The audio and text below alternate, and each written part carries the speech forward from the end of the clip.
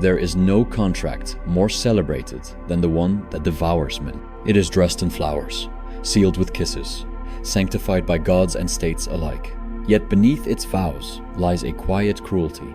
Marriage does not protect men, it exploits them. Most believe it is the pinnacle of love. But what is love except nature's most cunning deception, a fever that burns until the body is shackled? What is marriage except the extension of that fever into a lifelong obligation where the cure is worse than the disease?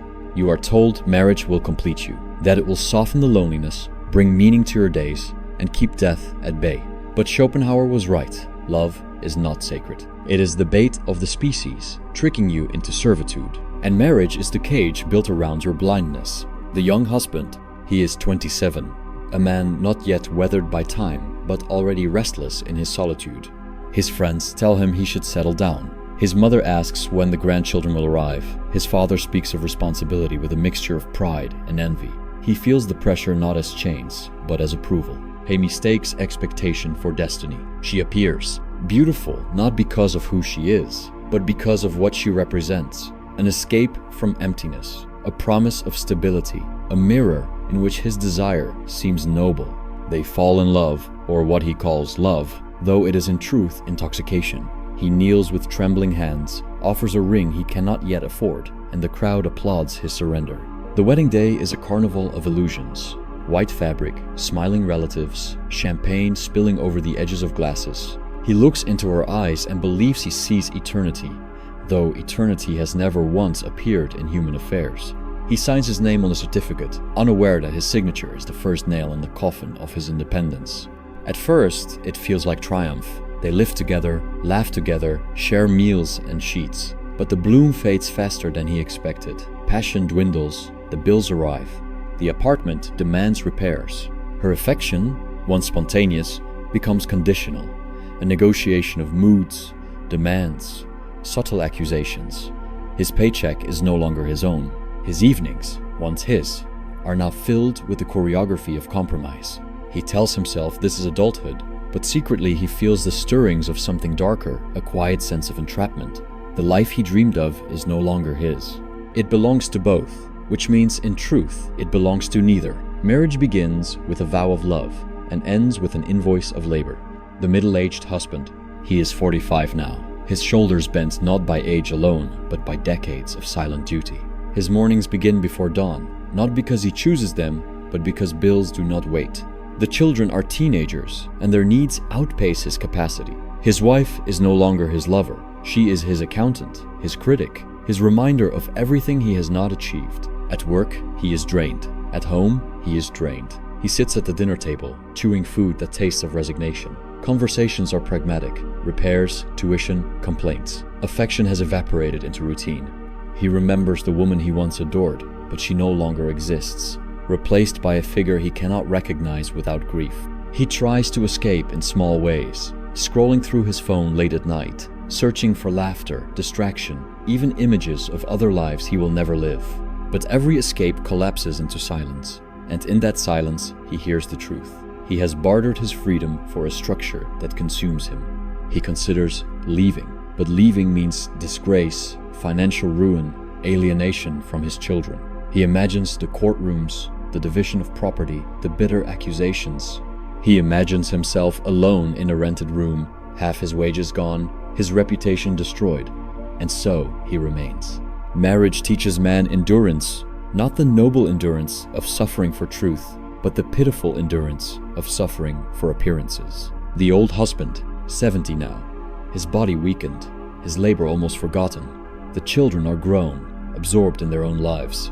The wife who once demanded everything now demands little, for she too is weary, though in her weariness she does not soften. They live together like two strangers, sharing a rented house, bound not by love, but by habit. He reflects on his decades and sees a pattern: work, pay, provide, endure. The years have vanished like water through open fingers. The ambitions of youth are corpses buried under bills and obligations. He wonders what life might have been had he remained free, had he dared to resist the pressure of society, had he refused the contract that devoured him. The old husband realizes he was never truly loved for himself. He was valued for his labor, his reliability, his willingness to sacrifice. Now that his usefulness is waning, he feels invisible even in his own home. The silence he feared in youth returns, but now it is permanent. He sits in his chair by the window, watching the day fade, and understands at last. He has not lived, he has served. He has carried the weight of others, while no one carried him. His marriage was not a union of souls, but the burial ground of his own. Marriage is the art of wasting a lifetime together. Quote, "The young man thought he had chosen freely, but his choice was made long before he ever held the ring. The will to live, that blind and ceaseless force, does not ask permission. It drives him toward her with hunger disguised as romance. His trembling proposal is not a declaration of love, but the silent triumph of nature over the individual. The contract he signs is not his. It is the contract of the species, using him as its instrument." The middle-aged man thought endurance made him virtuous. He mistook obedience for strength, sacrifice for meaning, but his suffering is not noble. It is not the martyrdom of a thinker who dies for truth, nor the ascetic who renounces desire. It is the slow torture of a man trapped in the mechanics of social expectation. His exhaustion feeds others, but leaves him empty. Society applauds him because a broken man is useful. The old man thought time would reward his loyalty. He imagined companionship at the end, someone to walk with him into the fading light. Instead, he finds himself alone even in company, invisible in the home he built. What he mistook for permanence was only habit, and habit is the cruelest imitation of love. His children are gone, his wife is indifferent, and he is left with the echo of decades spent laboring for a dream that dissolved before his eyes. Here is the pattern. Youth is baited, maturity is burdened, old age is discarded. This is the cycle of marriage for men. What begins as desire ends as duty. What begins as promise ends as punishment. Marriage is not the proof of love, it is the exhaustion of it. The metaphysical cruelty lies deeper still. The man does not only suffer for his partner or his children or his society, he suffers for the will itself. Marriage is the machinery by which the will to live secures its continuity, tricking individuals into self-betrayal. Men believe they marry for happiness, but in truth, they marry for the species, which cares nothing for them beyond their labor and seed. And yet society sings hymns to marriage. The state enforces it with laws. Religion sanctifies it with holy words. Families pressure their sons into it, as though it were an initiation into manhood. Why? Because marriage domesticates men. A man alone, unattached, is dangerous. He may revolt, he may question, he may create. But a married man is shackled by responsibility. His wages are siphoned, his hours consumed, his energy drained. He becomes harmless to power because he is exhausted by his household. Marriage is the state's most effective prison, built not of stone, but of affection, guilt, and obligation. The stories of our three husbands are not exceptions. They are the silent majority, their sighs drowned out by wedding bells. The young are blind to the trap, the middle-aged too burdened to escape it, the old too weak to resist. Marriage is praised not because it fulfills, but because it pacifies. It keeps men busy until death claims them. But here lies the paradox. In trying to avoid pain, men step into a deeper agony.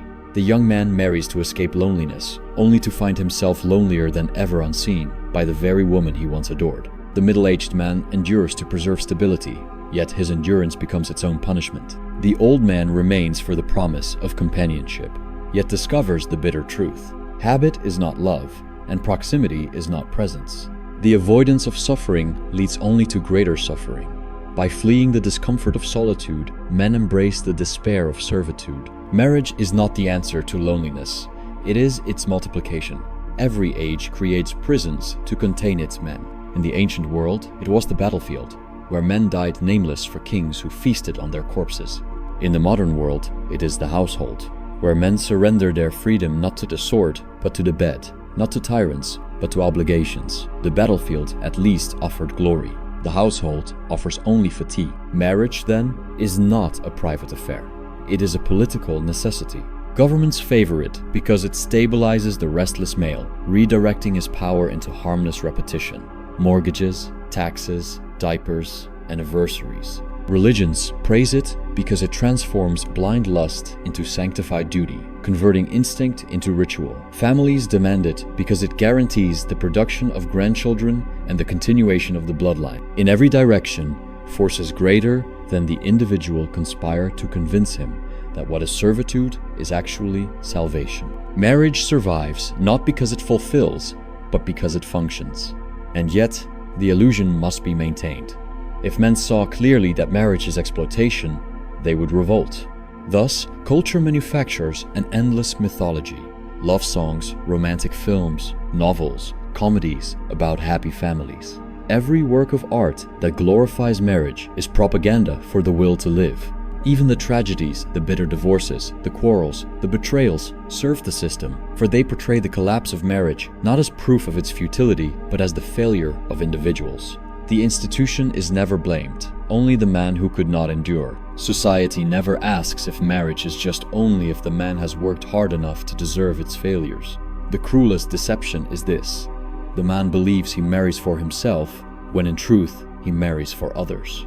He marries to please his parents, to conform to his peers, to serve his state, to propagate his species. He becomes an actor in a play written by forces indifferent to his happiness. The applause of the wedding day is the applause of his own enslavement. But metaphysics reveals a deeper cruelty still. The will to live does not want the man's happiness, it wants only his service. It lures him with desire, then abandons him once he is bound. Passion is intense because it must be strong enough to overcome reason. No man would enter marriage if he truly foresaw its long decay. Thus, nature blinds him with ecstasy at the beginning so that he may endure the misery that follows. Love is the mask, marriage is the face. The man who resists marriage is often ridiculed, called selfish, immature, incomplete. Yet who is truly selfish? The one who preserves his freedom, or the one who demands another's lifelong servitude? Who is immature? The one who refuses illusion, or the one who clings to it until death? Who is incomplete? The solitary man who faces truth, or the married man who lives a lie for decades? Better the loneliness of truth than the companionship of illusion. Consider also the economic cruelty. A man's wages, the fruit of his labor, are divided by law and expectation. He works not for his own sustenance, but for a household that consumes without gratitude. In divorce, the law often seizes even more, ensuring that he continues to pay tribute to the very institution that devoured him. Thus, marriage is not only metaphysical enslavement, but economic exploitation. The state punishes the man for escaping the cage it forced him into. And what of love, the supposed foundation of it all? Love, as Schopenhauer taught, is nature's ruse, a fever designed to deceive the intellect, a trick to secure reproduction. It feels transcendent because it must overcome reason. But once its purpose is fulfilled, the fever breaks, and two individuals who never truly knew each other awaken in chains. Love is the flame, marriage is the ashes. There is also a psychological cruelty. Men are told that marriage is their purpose, that to provide, to protect, to endure is the highest expression of their manhood. Thus, when they suffer, they imagine it is their own failure, not the structure itself. They blame themselves for not working harder, for not being more attentive, for not giving more. But no amount of sacrifice can redeem a contract built on exploitation. His suffering is not accidental, it is the essence of the arrangement. And so he ages in despair, believing he is alone in his disappointment, when in fact, he is merely one more figure in the silent tragedy of men. Millions live the same fate, yet each imagines himself uniquely cursed. That is the brilliance of the illusion. It isolates even in the midst of universality. Every married man believes his cage is personal, when in truth, it is mass-produced.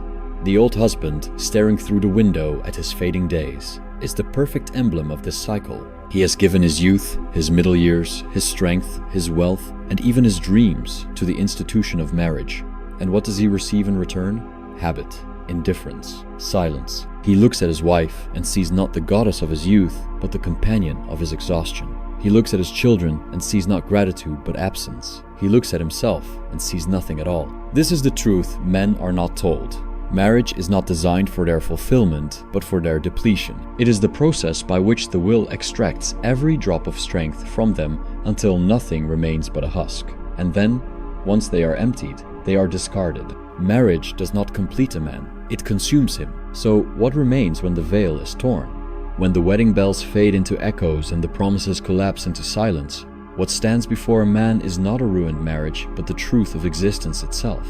Marriage does not betray him. It only reveals what was always true, that happiness is not the aim of life, only its bait. He begins to see that loneliness, which he tried to escape, is not an enemy but the ground of being. It is not marriage that rescues him from it, but marriage that buries him deeper in it. For what is more desolate than lying beside another body yet feeling unseen? What is lonelier than being bound to someone who no longer recognizes your soul? Better an empty bed in freedom than a shared bed in servitude. The paradox unfolds. By fleeing discomfort, man multiplies it. By clinging to companionship, he loses the only companionship that matters, his own. The young man thought love would make him whole. The middle-aged man thought duty would justify him. The old man thought endurance would be rewarded. Each discovers that what he sought was never there. And yet, here lies the strange liberation. Once the illusions are stripped, he no longer owes himself to them. The man who sees marriage as exploitation no longer seeks salvation in its promise. He may still enter it, but he enters knowing it cannot give what it pretends to offer. He may remain outside it, but his solitude is no longer shameful. It is the mark of one who has refused the mask. Freedom begins not with escape, but with recognition. The clarity is bitter, but it is clean.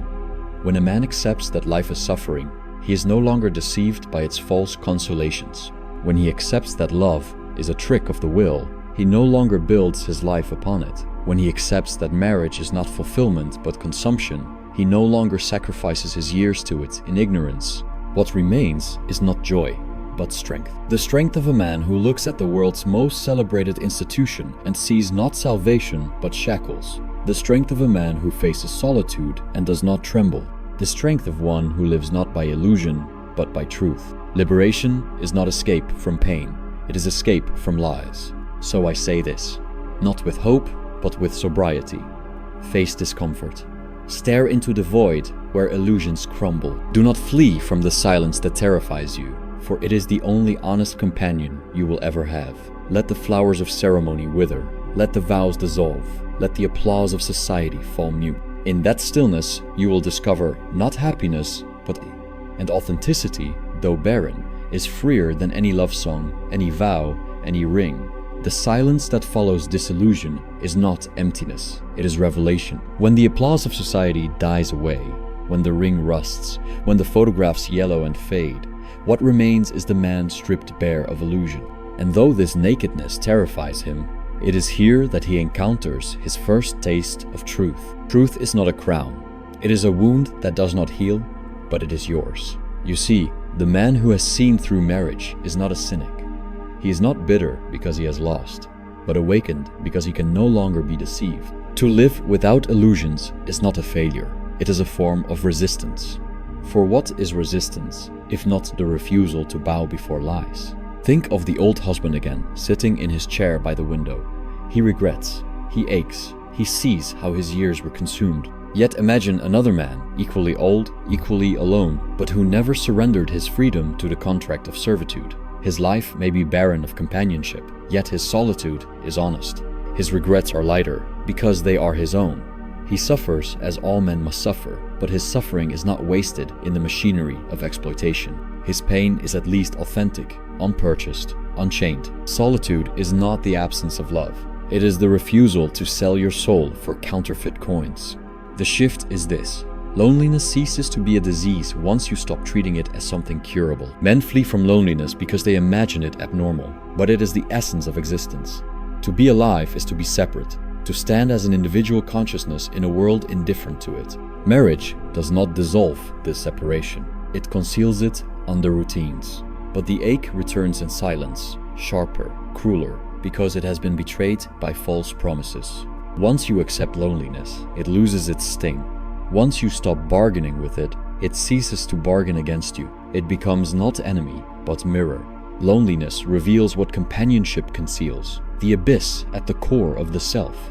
The man who reaches this clarity does not need to renounce women, nor despise them. He simply ceases to be fooled by the mythology that his worth is bound to them. He may share affection, but he knows affection fades. He may desire, but he knows desire deceives. He may even choose partnership, but he does so with full knowledge that it cannot save him. And this knowledge, though bitter, is strength. Society fears such a man. For what power has over him? He cannot be coerced with shame, for solitude no longer shames him. He cannot be bribed with promises, for he has stripped them of their disguises. He cannot be broken by guilt, for he has nothing left to betray in himself. He has lost illusions, and in doing so, has lost the chains that bind most men. Only the disillusioned man is free, because only he cannot be seduced. But let us be cruelly honest. Freedom does not mean comfort. To see through marriage is not to escape suffering, but to accept it without disguise. It is to feel hunger without believing it will be fed, to feel desire without pretending it will be fulfilled, to face death without lying about meaning. Such freedom is heavy, almost unbearable, but it is also indestructible, because it no longer depends on what is false. The shift, then, is not from suffering to joy, but from suffering in blindness to suffering in clarity. And clarity, though merciless, is the only dignity left to man. Life will strip you bare. Wisdom is learning to stand naked without trembling. Consider the young men, still intoxicated by romance, still seduced by vows. To them, this clarity will sound like despair. They will call it bitterness, cynicism, even hatred. But what they call hatred is only the refusal to lie. What they call despair is the recognition that happiness was never the aim of existence. They will learn, with time, that what is spoken here is not hatred of women, nor hatred of marriage, but hatred of illusion. For illusions do not protect, they devour. To live by them is to be consumed by them. To break them is to bleed. But to bleed in truth is better than to thrive in lies. Better the agony of truth than the comfort of deception. Quote, and so the call is not to reject marriage as a law, but to reject marriage as salvation. To see as it is, a compromise, a contract, a machine of the will. Enter it if you must, but never forget its essence. Resist the intoxication that tells you it will save you. It will not. No vow can, no ring can, no body beside yours can. What saves you is nothing. There is no salvation. And in this recognition lies the paradoxical liberation. You no longer search for it. You no longer kneel before illusions. You no longer waste decades in pursuit of shadows. Freedom begins where hope ends. And so, the lightning strikes. You are alone. You have always been alone. And you will die alone. Marriage cannot erase this. Children cannot erase this. Society cannot erase this. But to see it clearly is not despair, it is truth. And truth, though barren, is the only ground solid enough to stand upon. Now, when the silence comes, when the bed is empty, when the world withdraws its applause, you will no longer tremble. For the silence is not an intruder, it is your home. Imagine this moment. You are alone in your room. The lights are off. The house is quiet. No one is calling for you. No one is waiting for you. No one needs you. For most, this silence is unbearable. They rush to fill it with noise, with chatter, with the trembling warmth of another body. But in this silence lies the truth. It is yours alone. And in this silence, no vow, no ceremony, no ring can reach you. Silence is not absence, it is possession. You are never more yourself than when nothing distracts you. Now consider the young man again, intoxicated by love, dreaming of marriage as a fortress against despair. He mistakes intensity for permanence, passion for promise. But what is passion? A fever. What is promise? A lie told to oneself with trembling lips. His very intensity is proof that it will burn out. He binds himself to another body to escape loneliness, only to discover that loneliness follows him into the shared bed, whispering louder in the hours between their words.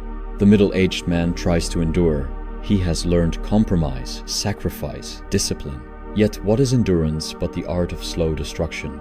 He works, he pays, he provides, and all the while he tells himself, this is purpose.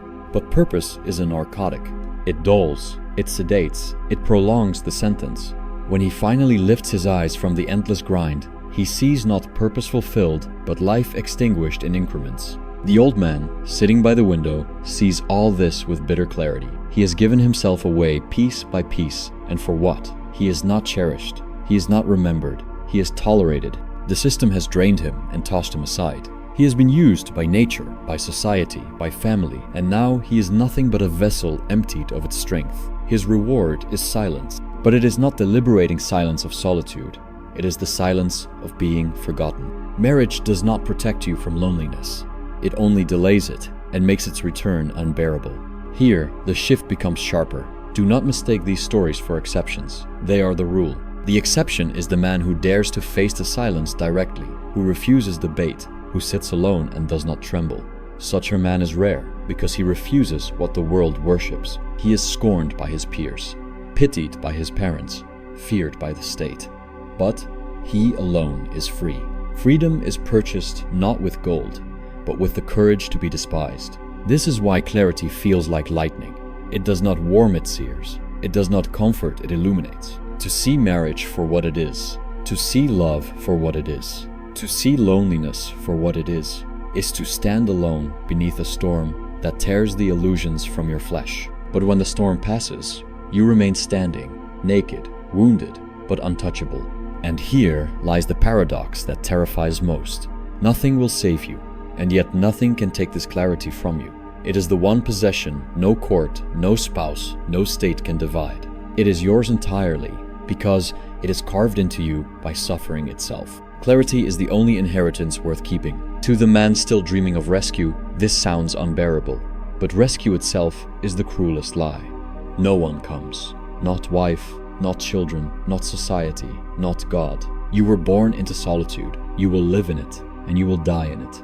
Once you accept this, the illusions collapse. And with their collapse comes strength. Strength not to escape pain. There is no escape. But strength to endure it without disguise, without false promises, without the chains of others' demands. Strength to live not for approval, not for applause, not for love, but simply in the cold, unadorned truth of being. Life is not to be enjoyed. It is to be endured with open eyes. And so, the lightning strikes again. You are not broken because you are alone. You are broken when you betray yourself in order to avoid it. You are not cursed because love fades. You are cursed when you sell your soul to preserve its corpse. You are not damned because marriage fails. You are damned because you let its failure consume your only life.